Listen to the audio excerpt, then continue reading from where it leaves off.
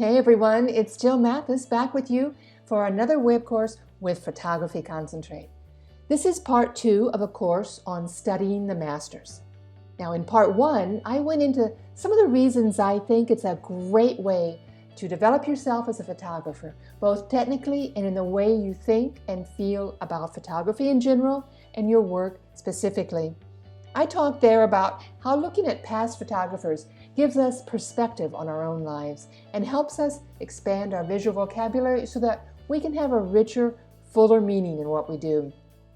Studying the masters can keep you motivated when you run into those periods that are lacking in inspiration and help you figure out what it is you want to do and say with your photography. So have a look at that first video where I go into more detail, and if you really want to understand the why behind this very important practice. The photographers I concentrated on in part 1 were some of the older photographers that influenced me in the beginning, with a few contemporary photographers sort of thrown into the mix. Now in the second video though, I wanted to stick with the living and breathing photographers, and as with the first video, it's hard to actually choose sometimes. But I tried to give you guys a nice variety, though I admit right away, these are all ones that I personally go to for inspiration and just simply the plain old pleasure I get from looking at their work. I've also added a few photographers that could be considered controversial. Now, I realize from talking to my students in my workshops that unless you went to university and you were assigned to look at a wide range of well-known photographers, this activity is just not number one on your list of things to do. Now, we all look at photos on the internet and hopefully still in books, but we usually are looking at things or photographers that appeal to us or are in the same genre. Whereas when you're in school, the job of the professor is to actually widen and educate you on everything that's out there, not just what you like. And that is sort of what I'm hoping to do here, especially by introducing photographers who work on the peripheral of what is maybe considered acceptable. I'm not trying to make any statement here, but just trying to convey to you what has become my meter when looking at work, both my own and others. I would rather someone shock me or just simply make me say, "Oh, isn't that cute?" or even disgust me instead of leaving me feeling like I could have used the time better. We live in a world where we are increasingly anesthetized by the media and by our internet browsing, so it's important to realize the importance of feeling something when you look at a photo. Studying the masters can really bring home the importance of this and help you fight against banality and the need to take a picture and go on to the next and the next without learning or feeling or even pausing for a moment. I've saved these photographers for later, so for now, how about we start with a photographer who was one of the most significant artists to come of age during the 70s and has truly made a huge career out of what would probably be considered selfies today, Cindy Sherman.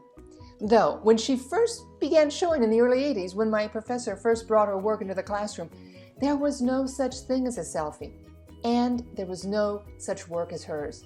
As far as I can tell, there still isn't. She has been exploring contemporary identity with an incredibly vast and sustained body of work for over 30 years. She uses herself as a model, creating the photographs with an attention to detail that is just astounding. Sometimes funny, sometimes kind of disturbing, sometimes cutting too close to the bone, but always with images that make you stop and sit still. From her first unprecedented work in black and white that featured stereotypical female roles from the 50s, to her work in the style of the old masters where she posed as historical figures such as aristocrats and milkmaids and clergymen, to her representation of society portraits that see aging in the context of today's obsession with youth. She has portrayed us all. As artist Robert Longo states, it's difficult to make anything new, so one would hope that you can make something that is real. Even though you know and can see that these are staged images, they have that feeling that resonates through us either as a shared history, as in her series on the Hollywood film stars from the 50s, or as a sort of mirror held up when you see certain characters.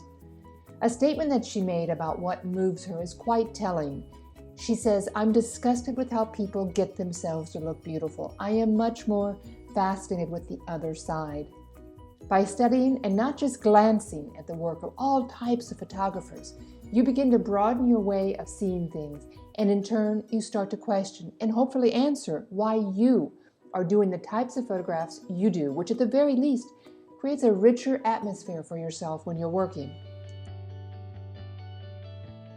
While Sherman's work opened us up to a certain type of analysis, if you will, the next photographer allows us to do the same thing, but with an even broader perspective. The Brooklyn-born Gregg Crutzen, who now teaches photography at Yale University, says his first experience with photography was seeing a retrospective of Diane Arbus's work.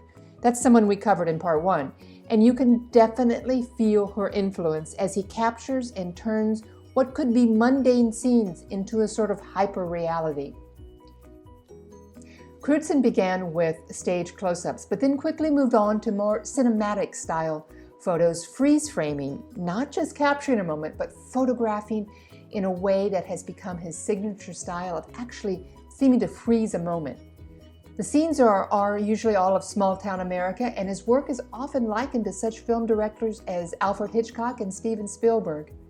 One of the things I find most intriguing, probably because my go-to f-stop of 1.2 is the exact opposite of his, is his use of identical and wide open depth of field throughout the entire composition, giving focus and importance to every single element within a frame.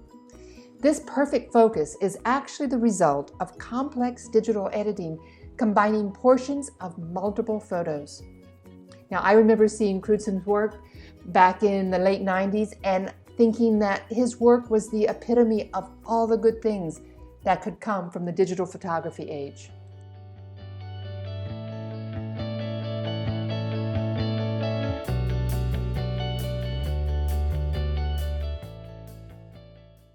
Dwayne Michaels is one of the great photographic innovators of the last century. He's known not for his prowess with a camera necessarily, but for his tremendously varied work doing series and montages and complicated manipulations, often with multiple exposures and text added, and again, long before digital cameras or even Photoshop existed. His work is highly narrative, and you can see how he is influenced by photojournalism, which is the complete opposite, really, of Sherman and Crutzen's work, which we just saw, with their staged images. Though Michaels does give a nod to cinema with his frequent frame-by-frame works. What caught my eye, though, when I was in school was his most used element, which is handwritten text. Sometimes on the photo, sometimes in the margins. The writings are never explanations of what's in the photo or didactical words, but instead are used to give another dimension, a larger voice to his photos. He has stated that 60% of his work is photographic and the rest is writing. And the writing runs the gamut between poetic and just musings, sometimes humor, sometimes sad and tragic, and sometimes all of it rolled into one work. If there are any wedding photographers or commercial photographers watching this and asking how looking at Dwayne Michaels' work is going to help them, then my answer is that seeing someone push the limits, never satisfied with just one solution for any one image, should help you do the same in your own work. Seeing this work and realizing there are no limits to what you can do will hopefully help you open your mind to experimentation and open your mind to accepting the different. So, to sort of stay in the theme, let's have a look at another photographer and filmmaker, admittedly much younger, who is known for her use of text in photos. While Dwayne Michaels' text was along the lines of poetic rumination, Shirin Ebadi, who moved to the U.S. from Iran when she was 17, explores notions of femininity in relation to Islamic fundamentalism. It might seem that her work is directed solely at Islamic issues, but when you begin to study her work, you can see that the images are open to multiple interpretations and actually are directed more toward universal conditions. She left Iran when it was decidedly Western and returned for a visit almost 15 years later, shocked to find that religious conservatism had completely retracted all women's rights. Her photographs and videos, which extend beyond just personal politics, address individual freedoms repressed by social ideologies.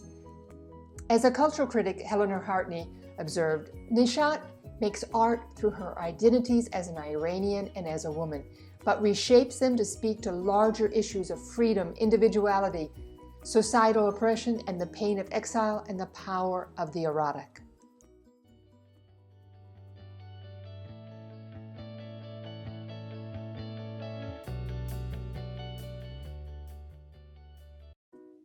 Now, I know there are a lot of portrait photographers out there, and even if your genre is more landscapes or product photography, we all, from time to time, find ourselves either wanting to take a portrait or being asked by a client to take one. When I'm working commercially with an industrial client, it is not uncommon if they ask me for a portrait.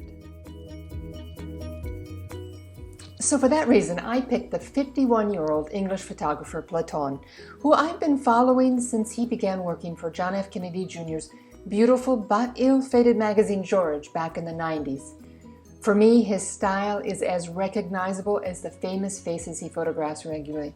His lighting is simple, it's nothing complicated, and usually he uses just a plain background to really place all the emphasis on the subject. The view's focus is also usually increased by his heavy use of vignetting around the subject. That's one of his main defining styles, but the other one which really lets you know you're looking at a portrait by Platen is his positioning of something in the foreground. Most often it's hands or hands holding something significant to the image. Another thing I respect about this photographer is his ability to take his studio portraits and translate them incredibly successfully outside and in a far less controlled environment, as you can see here in his series of American military portraits.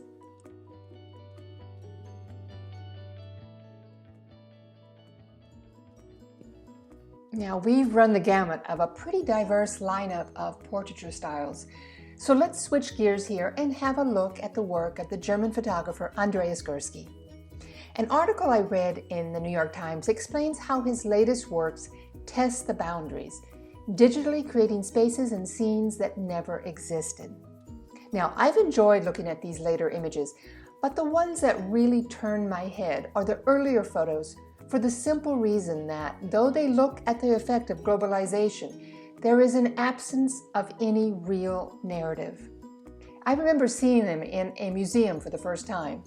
They were these huge and distinctive large-scale photographs that sort of leave you feeling dwarfed when you see them on the wall. And it's not just because they themselves are huge. The feeling you get that Gursky creates by always shooting from an elevation is big. In the 90s, he used the largest paper available and then moved on to make even bigger prints by combining the sheets.